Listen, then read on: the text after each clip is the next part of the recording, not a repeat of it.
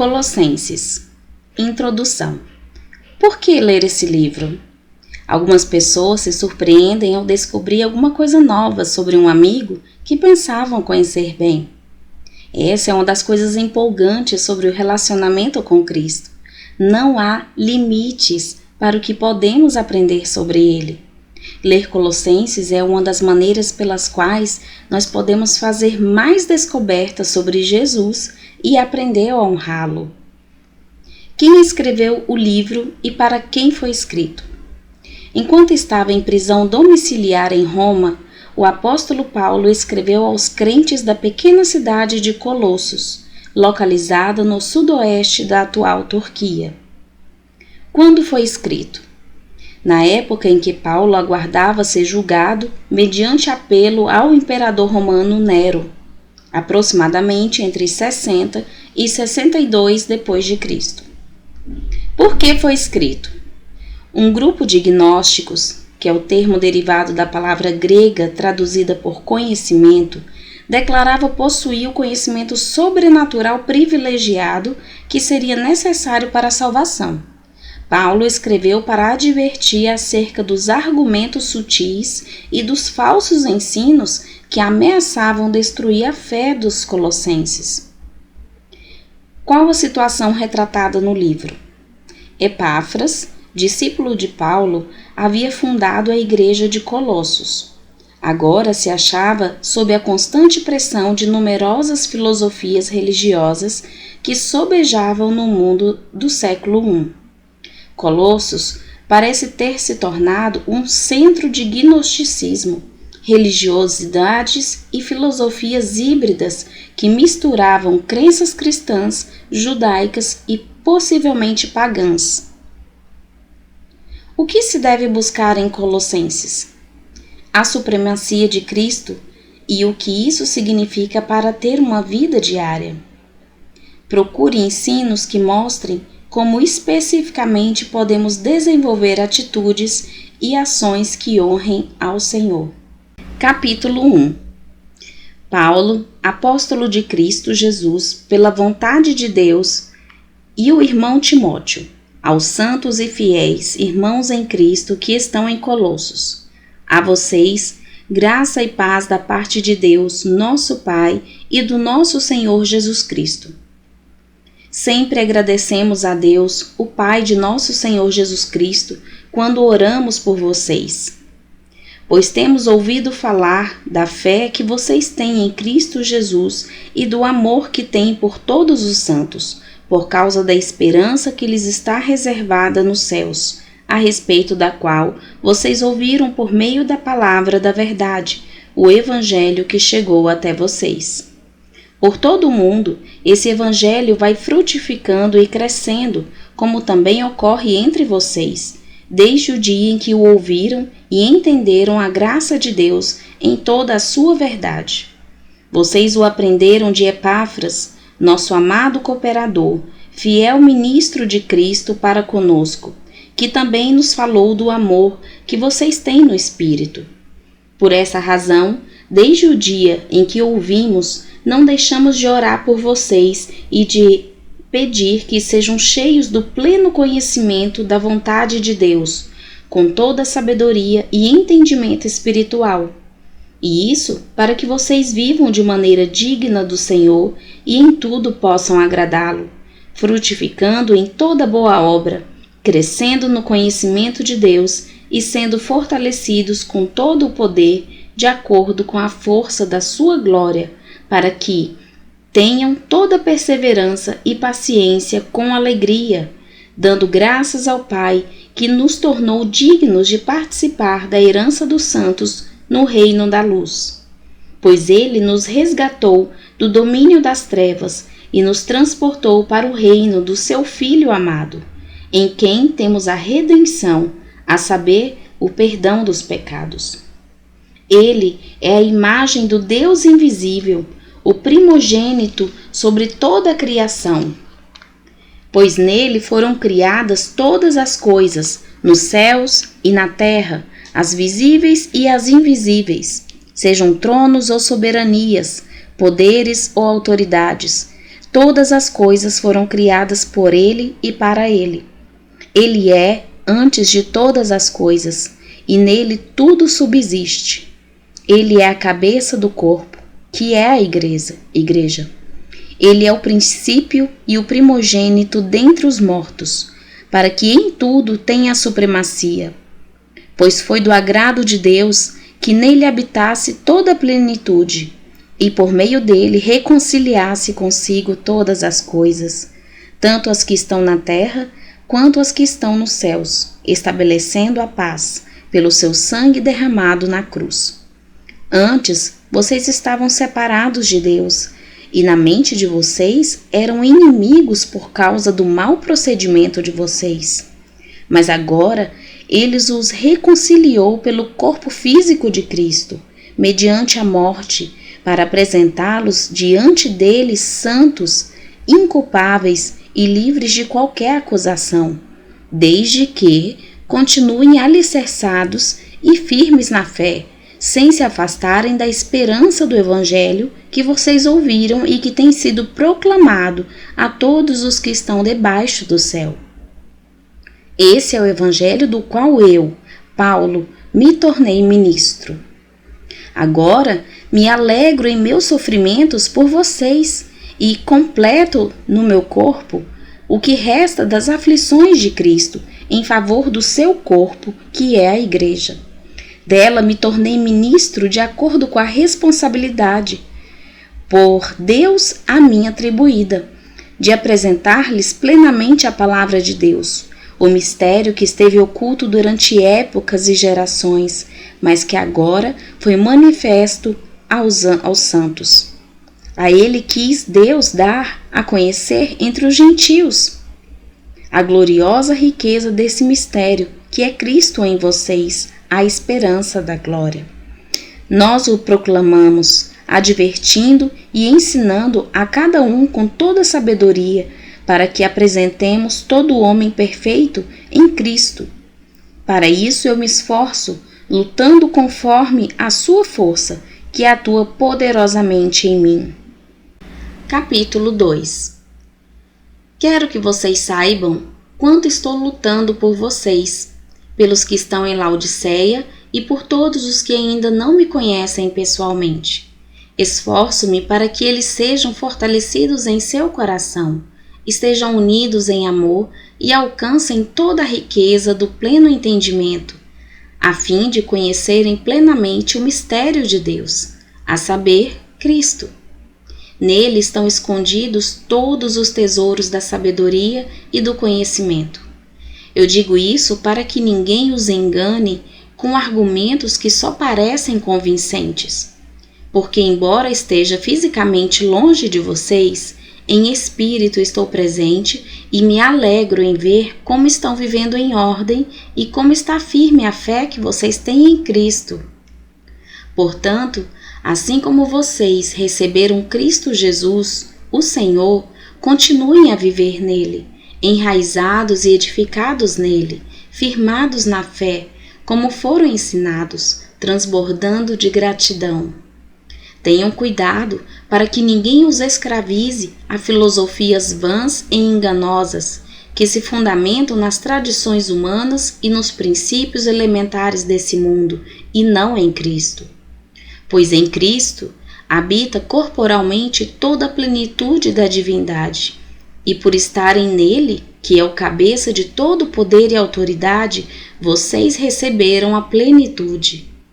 Nele também vocês foram circuncidados, não com uma circuncisão feita por mãos humanas, mas com a circuncisão feita por Cristo, que é o despojar do corpo da carne. Isso aconteceu quando vocês foram sepultados com ele no batismo, e com ele foram ressuscitados mediante a fé no poder de Deus que o ressuscitou dentre os mortos. Quando vocês estavam mortos em pecado e na incircuncisão da sua carne, Deus os vivificou com Cristo. Ele nos perdoou todas as transgressões e cancelou a escrita de dívida que consistia em ordenanças e que nos era contrária. Ele a removeu, pregando-a na cruz, e, tendo-a despojado os poderes e as autoridades, fez deles um espetáculo público, triunfando sobre eles na cruz. Portanto, não permitam que ninguém os julgue pelo que vocês comem ou bebem, ou com relação a alguma festividade religiosa ou à celebração das luas novas ou dos dias de sábado. Essas coisas são sombras do que haveria de vir. A realidade, porém, encontra-se em Cristo. Não permitam que ninguém que tenha prazer numa falsa humildade e na adoração de anjos os impeçam de alcançar o prêmio. Tal pessoa conta detalhadamente suas visões, e sua mente carnal a torna orgulhosa. Trata-se de alguém que não está unido à cabeça, a partir da qual todo o corpo, sustentado e unido por seus ligamentos e juntas, efetua o crescimento dado por Deus. Já que vocês morreram com Cristo para os princípios elementares desse mundo, por que, como se ainda pertencesse a ele, vocês se submetem a regras: não manuseie, não prove, não toque? Todas essas coisas estão destinadas a perecer pelo uso, pois se baseiam em mandamentos e ensinos humanos. Essas regras têm, de fato, aparência de sabedoria, com sua pretensa religiosidade, falsa humildade e severidade com o corpo, mas não têm valor algum para refrear os impulsos da carne. Capítulo 3. Portanto, já que vocês ressuscitaram com Cristo, procurem as coisas que são do alto, onde Cristo está assentado à direita de Deus. Mantenha o pensamento nas coisas do alto e não nas coisas terrenas, pois vocês morreram e agora a sua vida está escondida com Cristo em Deus. Quando Cristo, que é a sua vida, for manifestado, então vocês também serão manifestados com Ele em glória. Assim, façam morrer tudo que pertence à natureza terrena de vocês: imoralidade sexual, impureza, paixão, desejos maus e a ganância, que é idolatria. É por causa dessas coisas que vem a ira de Deus sobre os que vivem na desobediência, as quais vocês praticaram no passado, quando costumavam viver nelas. Mas agora abandonem todas essas coisas: ira, indignação, maldade, maledicência e linguagem indecente no falar. Não mintam uns aos outros, visto que vocês já se despiram do velho homem com suas práticas e se revestiram do novo, o qual está sendo renovado em conhecimento à imagem do seu Criador. Nessa nova vida, já não há diferença entre grego e judeu, circunciso e incircunciso, bárbaro e cita, escravo e livre, mas Cristo é tudo e está em todos. Portanto, como povo escolhido de Deus, santo e amado, revistam-se de profunda compaixão, bondade, humildade, mansidão e paciência. Suportem-se uns aos outros e perdoem as queixas que tiverem uns contra os outros. Perdoem como o Senhor lhes perdoou. Acima de tudo, porém, revistam-se do amor, que é o elo perfeito. Que a paz de Cristo seja o juiz em seu coração, visto que vocês foram chamados para viver em paz, como membros de um só corpo, e sejam agradecidos. Habite ricamente em vocês a palavra de Cristo. Ensinem e aconselhem-se uns aos outros com toda sabedoria, e cantem salmos, hinos e cânticos espirituais com gratidão a Deus em seu coração. Tudo o que fizerem, seja em palavra, seja em ação, façam-no em nome do Senhor Jesus, dando por meio dele graças a Deus Pai. Mulheres, sujeite-se cada uma a seu marido, como convém a quem está no Senhor. Maridos, ame cada um a sua mulher e não a tratem com amargura. Filhos, Obedeçam aos seus pais em tudo, pois isso agrada ao Senhor. Pais, não irritem seus filhos, para que eles não desanimem. Escravos, obedeçam em tudo aos seus senhores terrenos, não somente para agradá-los quando eles estão observando, mas com sinceridade de coração, pelo fato de vocês temerem o Senhor. Tudo o que fizerem, façam de todo o coração, como para o Senhor e não para os homens, sabendo que receberão do Senhor a recompensa da herança. É a Cristo, o Senhor, que vocês estão servindo. Quem cometer injustiça, receberá de volta a injustiça, e não haverá exceção para ninguém. Capítulo 4. Senhores, deem aos seus servos o que é justo e direito, sabendo que vocês também têm um Senhor nos céus. Dediquem-se à oração, estejam alerta e sejam agradecidos. Ao mesmo tempo, orem também por nós, para que Deus abra uma porta para a nossa mensagem, a fim de que possamos proclamar o mistério de Cristo pelo qual eu estou preso. Orem para que eu possa manifestá-lo abertamente, como me cumpre fazê-lo. Sejam sábios no procedimento para com os de fora, aproveitem ao máximo todas as oportunidades. O seu falar seja sempre agradável e temperado com sal, para que saibam como responder a cada um. Tíquico informará a vocês de todas as coisas a meu respeito. Ele é um irmão amado, ministro fiel e cooperador no serviço do Senhor. Eu os envio a vocês precisamente com o propósito de que saibam de tudo o que se passa conosco e para que ele lhes fortaleça o coração. Ele irá com Onésimo, fiel e amado irmão, que é um de vocês. Eles irão contar tudo o que está acontecendo aqui. Aristarco, meu companheiro de prisão, envia saudações, bem como Marcos, primo de Barnabé. Vocês receberam instruções a respeito de Marcos, e se ele for visitá-los, recebam-no. Jesus, chamado Justo, também envia saudações. Esses são os únicos da circuncisão que são meus cooperadores em favor do reino de Deus. Eles têm sido uma fonte de ânimo para mim. Epáfras, que é um de vocês e servo de Cristo Jesus, envia saudações. Ele está sempre batalhando por vocês em oração, para que, como pessoas maduras e plenamente convictas, continuem firmes em toda a vontade de Deus. Dele dou testemunho de que se esforça muito por vocês e pelos que estão em Laodiceia e em Hierápolis. Lucas, o médico amado, e Demas enviam saudações. Saúdem os irmãos de Laodiceia, bem como Ninfa e a igreja que se reúne em casa.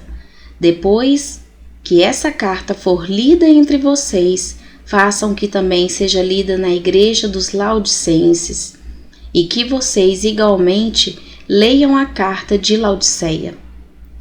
Digam a Arquipo, cuide em cumprir o ministério que você recebeu do Senhor. Eu, Paulo, escrevo essa saudação de próprio punho. Lembrem-se das minhas algemas. A graça seja com vocês.